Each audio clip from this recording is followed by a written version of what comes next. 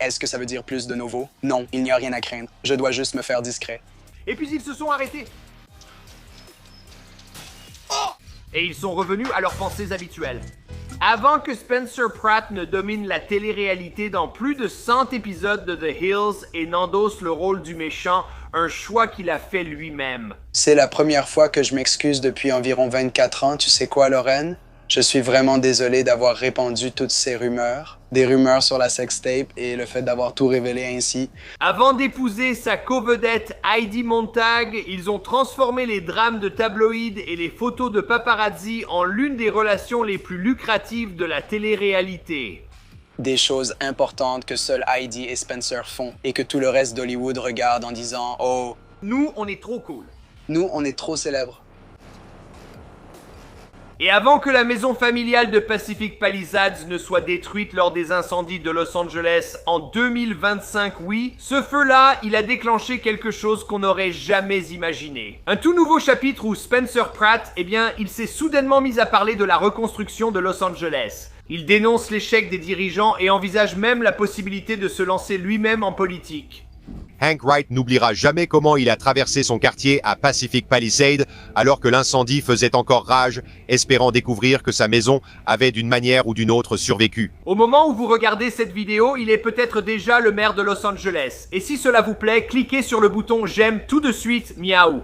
Je filme cette vidéo au Canada, donc je n'ai pas pu voter, mais j'ai vu pas mal de ce que ce type avait à dire et ça ressemble beaucoup à ce qu'on voit ici en Ontario. Toronto. Les rues sont remplies de criminalité. Les gens paient et ne reçoivent rien. L'inflation est hors de contrôle et parfois les rues sentent l'urine. Donc, je soutiens ton gars, Spencer Pratt.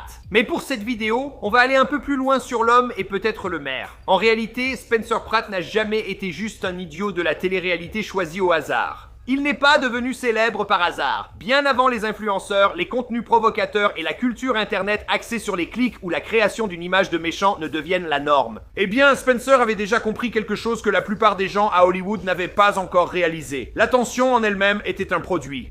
Alors que le public pensait regarder un gamin riche et pourri perdre le contrôle à la télévision, Spencer, lui, était en train d'inventer discrètement le type même de célébrité et de culture internet qui finirait par dominer le monde entier. Derrière le chaos, les cristaux, la collection, les mises en scène pour les paparazzi et les querelles de tabloïds, il y avait aussi un homme de Los Angeles, étonnamment lucide, qui a passé des années à se demander s'il avait détruit sa vie en devenant une émission de télé-réalité. Son pire ennemi, ou s'il avait déjà maîtrisé la célébrité avant que tous ne le rejoignent. Comment un enfant issu des familles les plus riches du sud de la Californie est-il devenu l'homme le plus détesté de la télé-réalité avant de réapparaître des années plus tard comme l'un des retours les plus inattendus d'Internet et une voix à laquelle on recommence soudainement à prêter attention? Je m'appelle Michael Cudd et voici avant qu'il ne soit célèbre. Spencer Pratt est né le 14 août 1983 et a grandi dans le quartier de Pacific Palisades à Los Angeles. En grandissant dans cette zone riche connue sous le nom de SoCal, la plupart des gens ne la voient qu'au cinéma. Son père, William Skip Pratt, travaillait comme dentiste à succès après avoir rêvé un jour de devenir joueur de baseball professionnel. Quant à sa mère, Janet Pratt, elle a aidé à élever Spencer et sa jeune sœur Stephanie au sein des cercles sociaux élitistes de l'ouest de Los Angeles. Financièrement, la famille s'en sortait bien mieux que le foyer américain moyen. Mais dans la culture de la richesse à Los Angeles, cela ne faisait pas forcément d'eux des gens importants. De la maternelle au lycée, Spencer a étudié à Crossroads à Santa Monica, l'une des écoles privées les plus prestigieuses de Californie. Cette école accueille des enfants de célébrités, de cadres du divertissement, de futurs acteurs célèbres, musiciens ou héritiers. Cet environnement a énormément influencé Spencer, car même s'il a grandi dans le privilège, il se voyait souvent comme l'ami pauvre entouré de camarades ayant des jets privés, des salles de projection, des équipes de sécurité et une richesse familiale débordante. Plus tard, Spencer a reconnu que se comparer aux familles de célébrités plus riches avait nourri son obsession du statut, de la célébrité et de la visibilité. L'un des amis les plus proches de Spencer à cette époque était Brody Jenner. Vous savez, le fils de Caitlyn Jenner, autrefois Bruce Jenner, et de l'actrice Linda Thompson. Elle est sortie avec Elvis autrefois. Et grâce à Brody, Spencer s'est soudainement retrouvé encore plus immergé dans les cercles de la royauté hollywoodienne, connecté à l'univers Kardashian-Jenner. Bien avant que le monde ne devienne obsédé par eux grâce à la télé-réalité, Spencer et Brody n'étaient pas de simples amis d'adolescence. Jeunes ambitieux de Los Angeles, attentifs à leur image, déjà fascinés par la culture des célébrités, la vie nocturne, l'attention médiatique et les coulisses de la célébrité. Contrairement à de nombreuses stars de télé-réalité devenues célèbres par hasard, Spencer semblait obsédé par la culture des célébrités dès son plus jeune âge. Alors que la plupart des adolescents rêvaient de devenir acteurs ou musiciens, Spencer, lui, s'intéressait au contrôle des récits, à la création de gros titres et à comprendre pourquoi certains restaient célèbres et d'autres non. Cette obsession est devenue évidente pendant ses études en Californie du Sud, où Spencer a d'abord étudié les sciences politiques avant d'abandonner pour se consacrer entièrement au divertissement. À peu près à la même époque, il aurait vendu des photos controversées de camarades de classe célèbres à des tabloïds pour une somme énorme, comprenant déjà que le scandale et l'exclusivité pouvaient lui rapporter gros. Et pour Spencer, eh bien l'attention n'était pas embarrassante, c'était un atout. Maintenant, Spencer Pratt, sa première véritable entrée dans la télé-réalité, c'était grâce à Princess of Malibu qui est sortie en 2005. C'était une série de courte durée sur Fox, centrée sur son meilleur ami, Brody Jenner, et son frère, que beaucoup ne connaissent pas, nommé Brandon. Ils vivaient le rêve, un manoir somptueux, le clan Jenner-Foster, des fêtes de célébrités à Malibu et la grande vie à Hollywood. Les enfants avaient tout. Ce qui distinguait Spencer de la plupart des vedettes en herbe de la télé-réalité, c'est qu'il n'a jamais considéré la télé-réalité comme un vrai métier au départ. Alors que tout le monde autour de lui se concentrait à paraître cool, attirant ou attachant devant la caméra, eh bien Spencer est devenu obsédé par les rouages des coulisses. D'après Brody Jenner, eh bien Spencer agissait en fait comme un producteur secret pendant le tournage, étudiant constamment les intrigues, manipulant les situations, augmentant la tension et comprenant ce que représentait le conflit émotionnel. Eh bien, c'était ça, le vrai produit vendu au public à la maison. Au moment où The Hills de MTV est devenue l'une des plus grandes émissions en Amérique, eh bien, Spencer avait déjà compris quelque chose que le reste du casting n'avait pas encore totalement réalisé. La télé-réalité, ce n'était pas une carrière, c'était l'économie de l'attention. La célébrité elle-même, c'était temporaire. S'il voulait être célèbre, le public devait ressentir quelque chose de fort pour ne pas cesser de regarder. L'amour était optionnel, la haine fonctionnait aussi bien. Après avoir rencontré Heidi Montag, Spencer a trouvé le scénario idéal pour construire son personnage. Alors que l'amitié de Heidi et Lauren Conrad se dégradait publiquement, Spencer a choisi d'endosser le rôle du méchant accusé de tout par le public. Les disputes, la manipulation, les rumeurs et les trahisons émotionnelles, eh bien, il est rapidement devenu le centre de la série, transformant Spencer d'un simple membre du casting secondaire en sans doute le personnage le plus important de l'émission. Des années plus tard, Spencer avoua que beaucoup de choses que le public détestait chez lui étaient volontairement amplifiées par lui.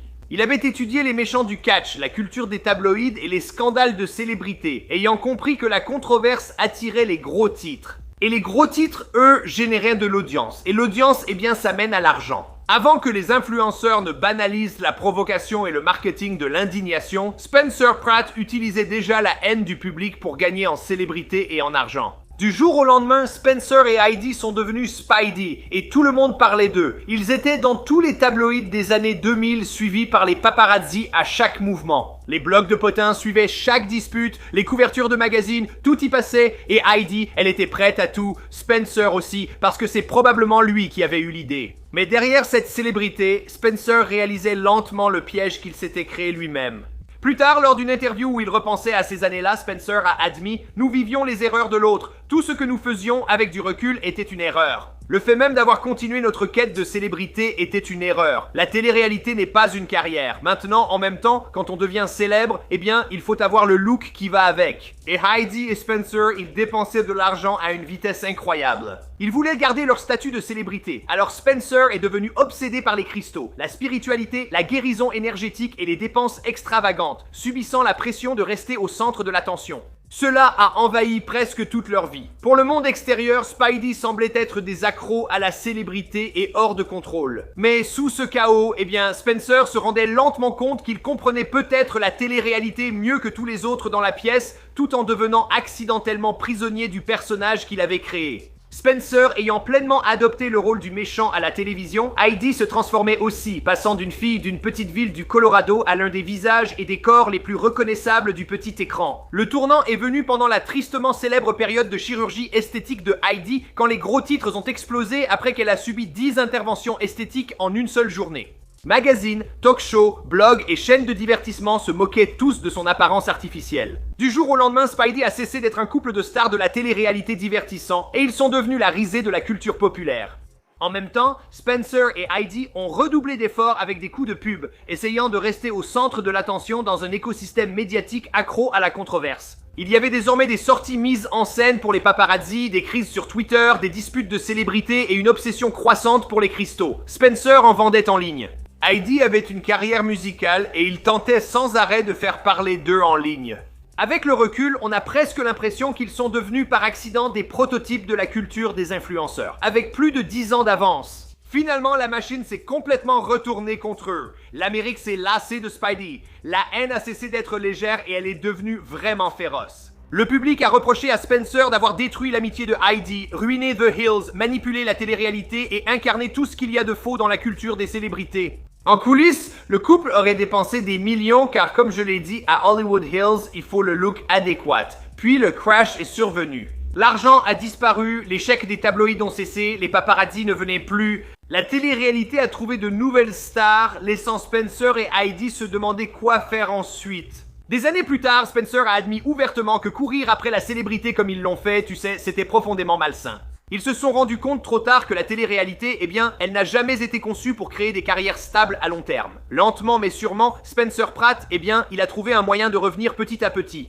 Au lieu de s'imposer dans l'ancienne culture des célébrités, Spencer s'est réinventé en ligne grâce à l'humour et l'autodérision. Il publiait du contenu familial, parlait de cristaux et bien sûr de ses colibris. C'est vrai, cet homme était obsédé, je me souviens d'avoir regardé tout ça. Autrefois détesté, il est désormais jugé attachant par les spectateurs. Ses stories Snapchat sont devenus cultes. Les fans sont devenus obsédés par ces vidéos paisibles de colibris filmés devant sa maison à Pacific Palisades. Et on va en parler tout de suite.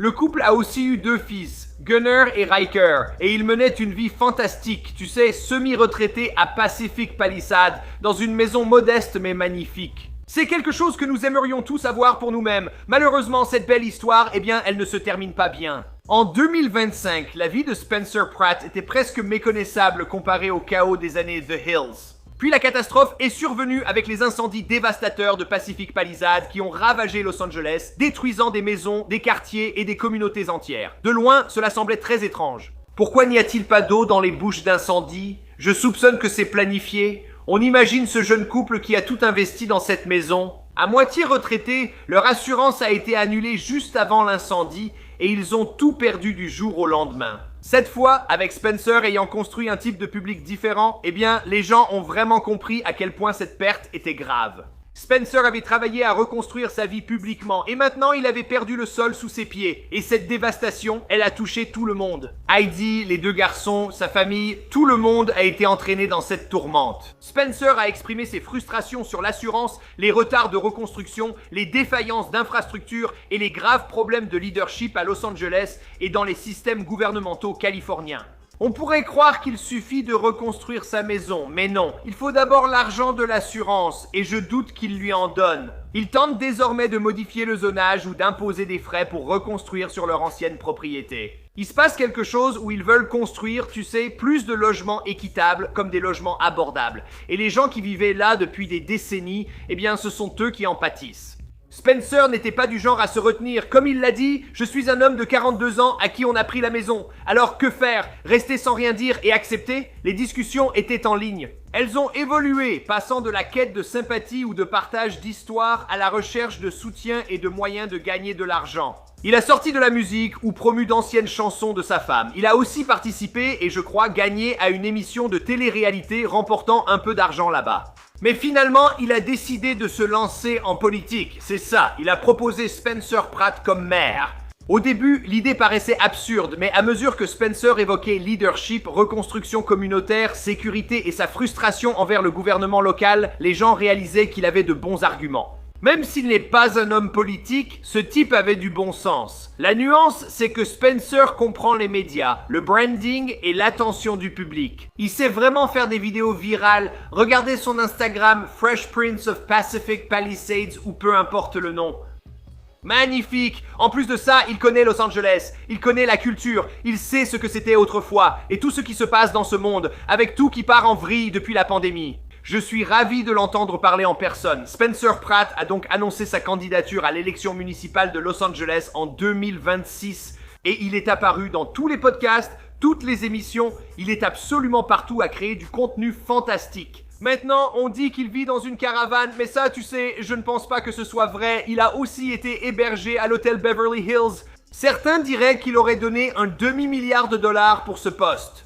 S'il obtient le poste, rassurez-vous, des projets d'émissions de télé-réalité sur le maire de Los Angeles existent déjà. Qu'en pensez-vous? Soutenez-vous Spencer Pratt et Heidi comme premier homme et première dame de Los Angeles. La dernière fois que j'y étais, il y avait une forte odeur d'urine et de nombreux sans-abri. Qu'en pensez-vous? Vous trouvez qu'il en fait trop? Que feriez-vous si votre maison brûlait? Laissez vos commentaires. Je pense que ce studio va bientôt brûler. Il nous faut la clim. À bientôt dans une autre vidéo. I know they waiting on me. I know they waiting on me. The world is waiting on me. The world